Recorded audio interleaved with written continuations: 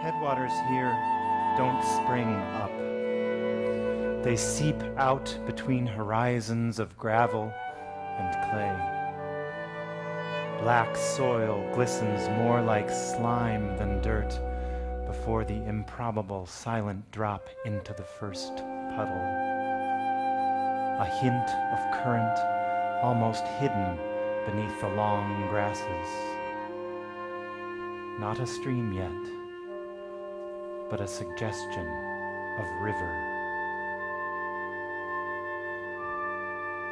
For me, art and music have a lot to do with a sense of place. And I've thought about what it means to be a composer from the Midwest who lives in the Midwest and has a great love of the Midwest.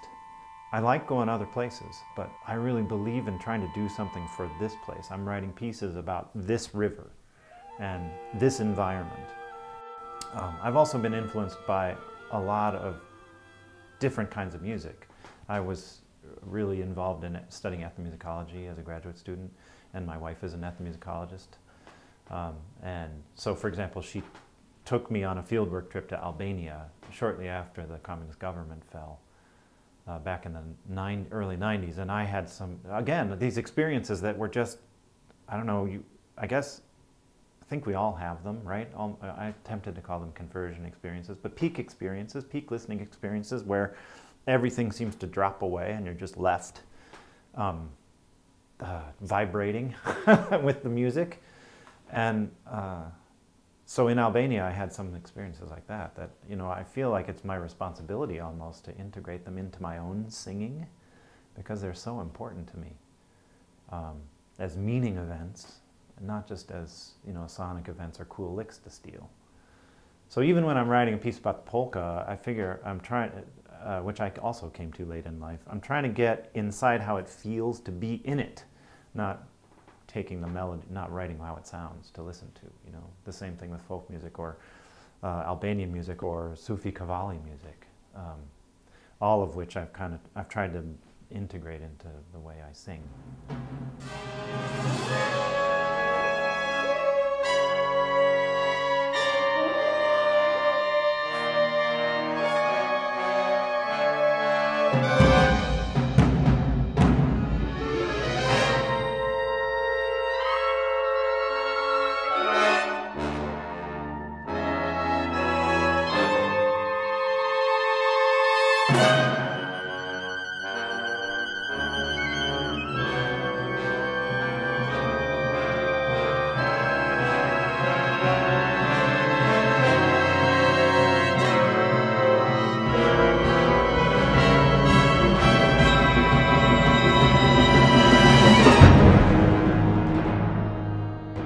I do think of my music as poetry a lot. I'm maybe not the one to speak for what the process of making poetry is, but to me what I think about it is you take language, you take experience and match it with language and distill down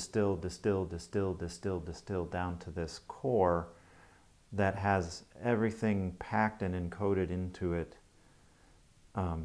It doesn't explain everything. It doesn't necessarily tell a story. Or maybe my favorite kind of poetry doesn't.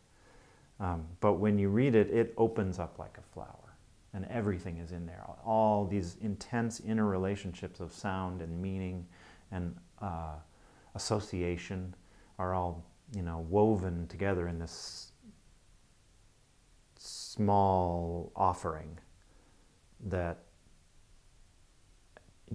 I don't like the metaphor of unlocking, that it opens for you when you read it. And it invites repeated encounters too, because you hopefully put enough in there that it can sustain you.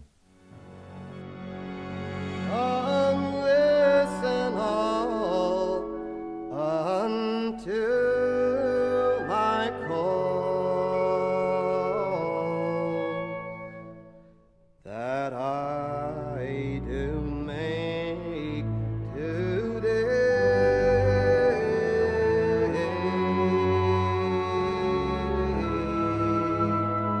for you must die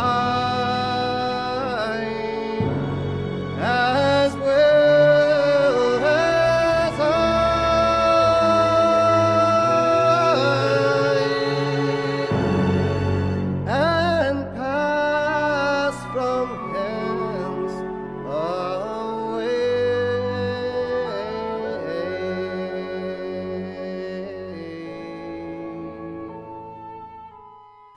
have this idea that music can be kind of like a, psycho-spiritual rolfing, or deep tissue massage, or yoga, where you get into people's bodies. If the music has these physical tensions and releases and pushes and pulls built into it, then you can, in a way, inflict those symptoms on the audience. I think about composing like, it's not just collaborating with an eventual performer. You are the performer in that moment that you're writing. You're thinking about the instrument. You're thinking about what position you're putting the player in. Often trying to maneuver them into uncomfortable positions, actually, to, again, model a symptom for the audience, to create a pattern of tension and release in the people that are listening and attending to it. So it's not, I don't think about the music as subsisting in the notes on the page, or some rarefied autonomous object that is in the world but not of the world. To me, it's not pure proportion or a kind of Platonic ideal, the composition. The composition is a recipe for action. And so I'm very focused on the action part of it. So that is performance. I'm composing that in, I hope.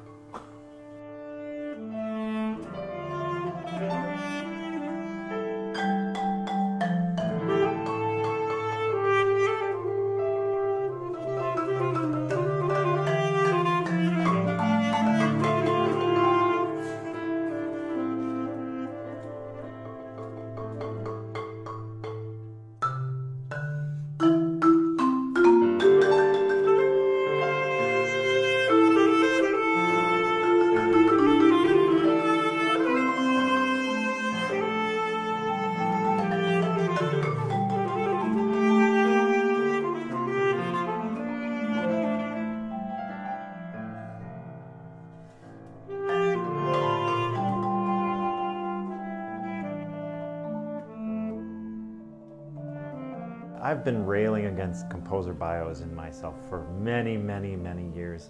It gets back to our short life and our inevitable death. The question that comes to the center is not what prizes did you win, but what do you want people to say about you when you're dead? Right after you're dead, because after you're dead for a while, we're all going to be forgotten, every single one of us. But what do you want your friends and loved ones and the people whose life you have touched somehow to say? And I think it would be something like that I always tried to pour my heart out in every single piece. I think that would be enough. Where is the river? Oh, where is the river? Tell me, where is the river? Do you know? Just look beneath your feet and all along the street. It's wherever the water flows. Look inside your heart.